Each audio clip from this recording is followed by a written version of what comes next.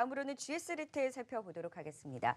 편의점 사업에 대한 기대가 큰데도 불구하고 주가는 계속해서 하락세를 보이고 있어요. 좀 그 이유 어디서 찾아볼 수 있을까요? 우선 편의점 관련해서 관련주라고 우리가 생각하면 GS 리테일, BGF를 보실 수 있는데 사실 주가는 이미 많이 상승을 했었던 상황들이었습니다. 이제 편의점에만 의존하기에는 좀 한계점이 오지 않았나라고 볼 수도 있을 것 같은 상황들인데요. 오늘 아침에도 제가 이렇게 방송을 하면서 오는 길에 몇 개의 뉴스를 봤었습니다.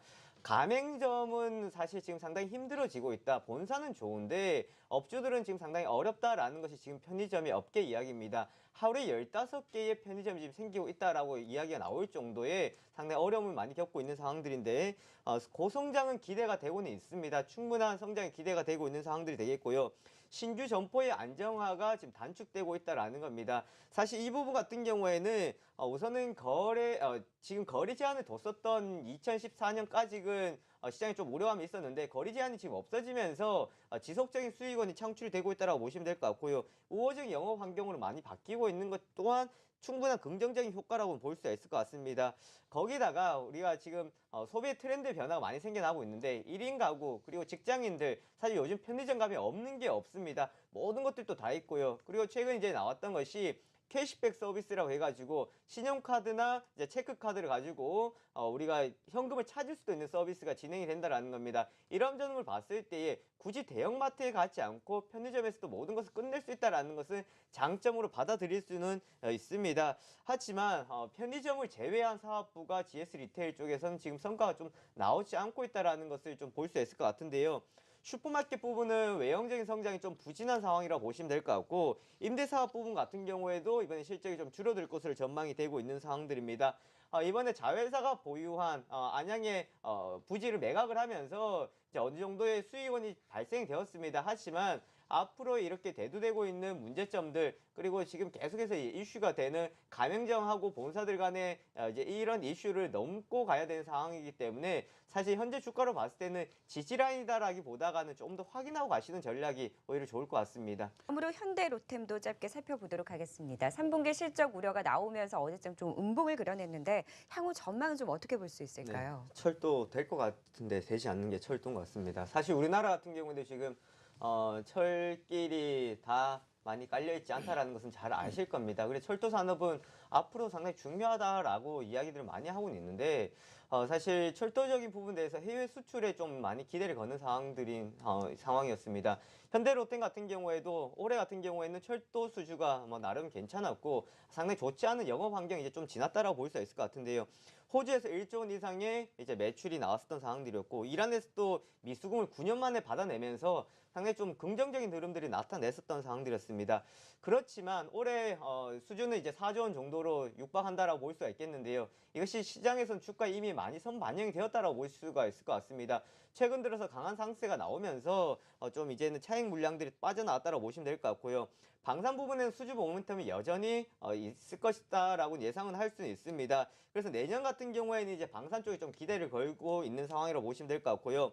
하지만 현대로템은 주식을 보셨던 분들 잘 아실 겁니다. 상당히 변동성을 많이 가지고 있는 상황들이기 때문에 좀 지금 같은 상황에서는 접근하는 것이 아니라 오히려 좀 조정을 받았을 때 내년 상반기에는 좀 공백이 생길 수가 있기 때문에 하반기를 노리는 접근 정도로 생각하시는 게 좋을 것 같고요.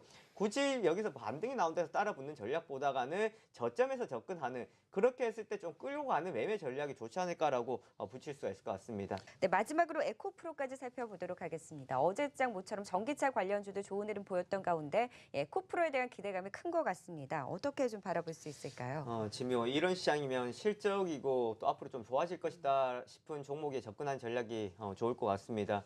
그런 상황을 봤을 때 지금 에코프로 같은 경우에는 시장에 충분히 주목을 받을 수 있을 것이다라는 건데요. 전기차 시장은 앞으로 성장은 충분히 진행될 것으로 보여지고 있습니다. 중국에 대한 리스크가 있었습니다. 하지만 이것은 거쳐가는 과정이라고 보시면 될 것 같고요.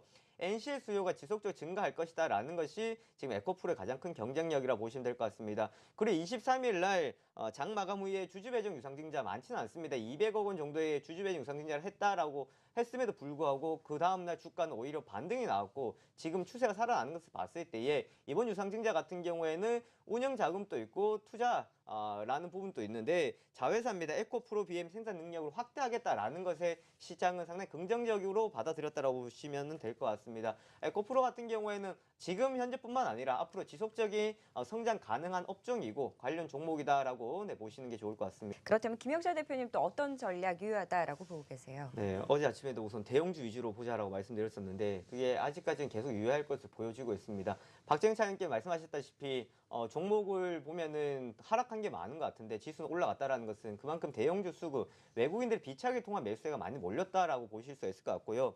우선 지금 상황에서는 좀 돌려 세워주는 흐름이 필요하다라는 것은 계속해서 말씀드리고 있는 상황입니다. 적어도 21선 위에 안착을 하는 모습을 보고 단기적인 박스권 만들어주고 난 뒤 흐름을 좀 체크하시는 게 좋을 것 같고요. 그리고 이제 LG화학의 실적이 발표가 됩니다. 화학주들 사실 최근 유가가 올라갔음에도 불구하고 주가는 지지부진했었는데 이제 어제 흐름들을 보면은 최근 며칠간은 좀 돌려세워주는 흐름을 봤을 때에 만약 여기서 화학주들이 좀 움직임들이 나와준다 그러면 삼성그룹 쪽 화학주와 함께 움직인다고 했을 때는 시장의 흐름들은 크게 나쁘지 않다라고 보시면 될 것 같습니다. 이럴 때 실적 좋은 것들 우리가 찾아가기는 상당히 좀 힘들 수 있는 상황들인데 하지만 실적 발표하는 만큼 좀 불확실성을 해소하고 보는 측면으로 보시는 전략이 좋을 것 같습니다.